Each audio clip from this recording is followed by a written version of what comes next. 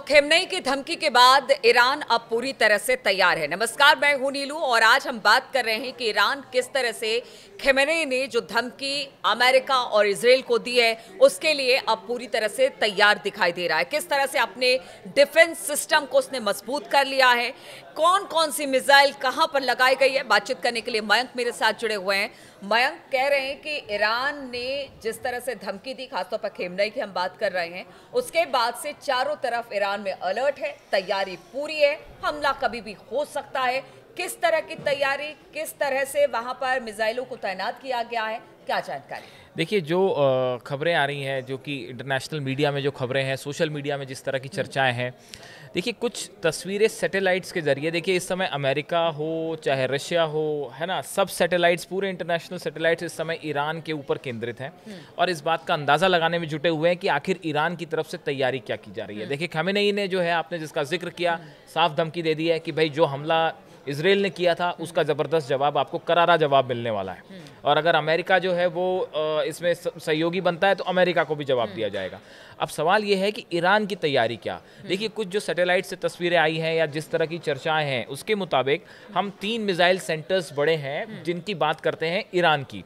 एक है Tabrez missile base, यहाँ पे ईरान की जो है बैलिस्टिक मिसाइल्स का सेंटर है जहाँ पे मिसाइल्स को असेंबल किया जाता है या तैयार किया जाता है। बताया जाता है कि तबरेज़ मिसाइल बेस जो है इसमें पिछले 15 से 20 दिनों में ज़बरदस्त एक्टिविटी देखने को मिल रही है। अब इस एक्टिविटी से जनरली ये अंदाज लगाया जाता है कि भाई यहाँ पे कुछ बड़ा प्लान हो रहा है, कुछ बड़ी तैयारी चल रही है। तो एक हो गया तबरेज़ मिसाइल बेस, दूसरा है खुर्रमाबाद मिसाइल बेस। ये वो इलाका है जो कि पहाड़ों के बीच में बना हुआ है। यहाँ पे जो ये ईरान का मिसाइल सेंटर है जो पहाड़ों के बीच में बना हुआ है, यहाँ पे भी जो है सैटेलाइट से जो तस्वीरें अलग अलग आई हैं जिनकी चर्चा है इंटरनेशनल मीडिया में, यहाँ पे भी पिछले लास्ट 15-20 दिनों से काफ़ी ज़्यादा एक्टिविटी और मूवमेंट दिखाई दे रहा है। लगातार ईरान की फोर्सेज जो हैं वो IRGC के अधिकारी जो हैं वो यहाँ पे विजिट कर रहे हैं। ऐसे ही है केनेस्ट कैनियन मिसाइल बेस, ये एक इसको भी जो है, इस मिसाइल बेस को भी रेडी मोड पे रखा गया है और बताया जा रहा है कि ये जो 3 पर्टिकुलर मिसाइल बेस का हमने जिक्र किया, ऐसी चर्चाएं हैं कि देखिए खामेनेई की तरफ से IRGC को ये निर्देश दे दिए गए हैं कि इजराइल ने जो हमला किया था इसका अब आपको जवाब देना है।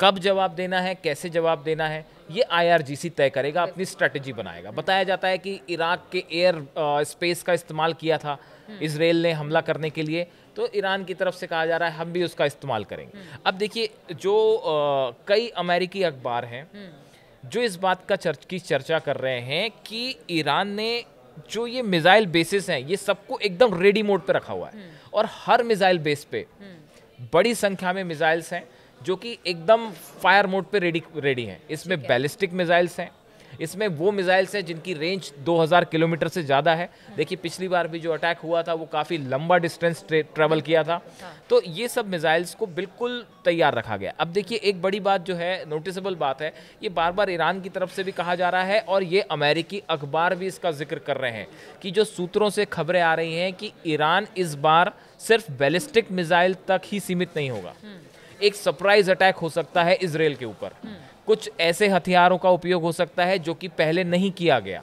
ये बार बार IRGC की तरफ के कमांडर्स जो कह रहे हैं, अगर आप ईरान के अखबारों को फॉलो करें, अगर आप ईरान के जो सोर्सेज हैं उनको फॉलो करें, IRGC के वहाँ के लीडर्स हैं, खामेनेई के जो एडवाइजर्स हैं, इनको फॉलो करें, तो आपको एक बात तो ये साफ निकल के आ जाएगी सामने कि अगला अटैक अगर ईरान करता है तो वो सिर्फ बैलिस्टिक मिसाइल तक सीमित नहीं होगा। और क्या संख्या भी बढ़ेगी? हाँ, इसको लेके भी बड़ा एक वो चर्चाएं हैं कि जो एक नंबर्स हैं कि हो सकता है 1000 मिसाइल से, इस तरह की सोशल मीडिया में चर्चाएं, अखबारों में चर्चाएं हैं कि अगला जो अटैक होगा, पिछली बार 180 बैलिस्टिक मिसाइल्स फायर थी, फतेह 2 मिसाइल्स फायर की गई थी, इस बार बताया जा रहा है कि शायद एक साथ कई इजराइल के शहरों को निशाना बनाया जाएगा और फायर होगा। लेकिन उसमें एक बड़ा सवाल ये है, देखिए ईरान की तरफ से तो ये भी धमकी दे दी गई है IRGC के कमांडर्स के जरिए कि हमें जिस भी हथियार की ज़रूरत होगी हम उसका इस्तेमाल करेंगे। यहाँ तक कि न्यूक्लियर जो है अटैक तक की बातें सामने आने लग गई हैं, उसकी भी चर्चा होने लगी, जिसको लेके एक ये चर्चा अलग छिड़ गई है कि क्या ईरान के पास न्यूक्लियर क्षमता हासिल कर ली है ईरान ने, क्या ईरान के पास न्यूक्लियर बम है, और अगर न्यूक्लियर बम हुआ तो फिर क्या होगा। ये अपने आप में एक कई सारे सवाल हैं। देखिए दूसरी तरफ ये भी खबरें हैं कि इजराइल की तरफ से जो आया था कि इजराइल का भी जो है वो अटैक पूरा नहीं था, वो हाफ हार्टेड अटैक था और दूसरा हमला अटैक कर सकता है। ऐसे हालात में देखिए इसमें रशिया भी इन्वॉल्व है।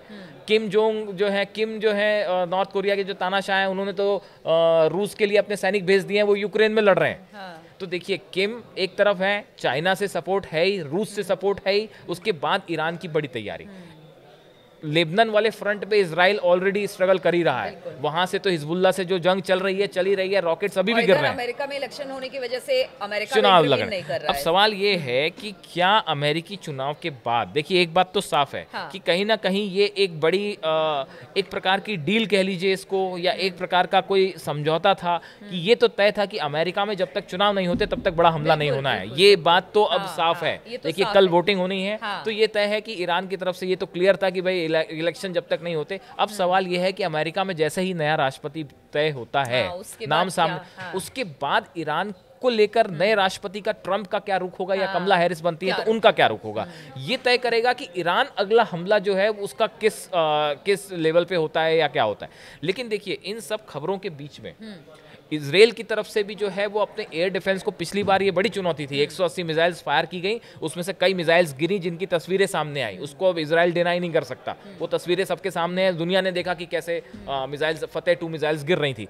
उसको लेकर इजराइल ने भी बड़ी तैयारी शुरू कर दी है। जितने एयर बेसिस हैं, जितने आर्मी के बड़े सेंटर्स हैं, जितने मोसाद के सेंटर्स हैं, जहां हथियारों के डिपो हैं, ऑयल रिफाइनरीज हैं, न्यूक्लियर प्लांट्स हैं इजराइल के, सबके आसपास तगड़ा डिफेंस सिस्टम डिप्लॉय किया गया है। बल्कि कहा जा रहा है कि 4 लेयर का डिफेंस सिस्टम है, एरो 2, उसके बाद डेविड स्लिंग, उसके बाद डोम, आयरन डोम, उसके बाद जो है यानी अलर्टनेस दोनों तरफ से बहुत जबरदस्त। तो देखिए आप ऊपर से देखने में ऐसा लगता है भले कि अमेरिका में चुनाव है या ईरान अभी देर कर रहा है हमला करने में, ईरान ने तुरंत अटैक नहीं किया, लेकिन जो हम कहना चाह रहे हैं वो कि अंदर ही अंदर दोनों ही देश, चाहे ईरान हो चाहे इजराइल हो, दोनों इस बात को समझ रहे हैं कि कभी भी कोई भी बड़ी चिंगारी जो है एक युद्ध को भड़का सकती है, और ईरान का अगर अगला हमला होता है या इजराइल की तरफ से भी कोई हमला होता है तो ये इसको अब की बार जो है ये सिर्फ ऐसा नहीं होगा कि इन्होंने मिसाइल फायर की, बदले में उन्होंने मिसाइल फायर की और बात खत्म हो गई। अब ऐसा नहीं होगा। अब अगर ईरान की तरफ से कोई हमला होता है तो वह निश्चित रूप से एक नया खाड़ी युद्ध सामने खड़ा हुआ है, जिसको लेके अमेरिका इजराइल, सबसे बड़ी बात मैक ने कहा कि अगर दोनों तरफ से एक दूसरे को निशाना बनाया जाता है तो एक बड़े खाड़ी युद्ध की आशंका यहां पर दिखाई दे रही है। अब अमेरिका का क्या रुख रहेगा, अमेरिका में राष्ट्रपति बनने के बाद किसकी पॉलिसी क्या रहेगी, यह युद्ध किधर जाता हुआ दिखाई देगा, इस पर लगातार हमारी नजर बनी रहेगी। आप बने रहिए हमारे साथ।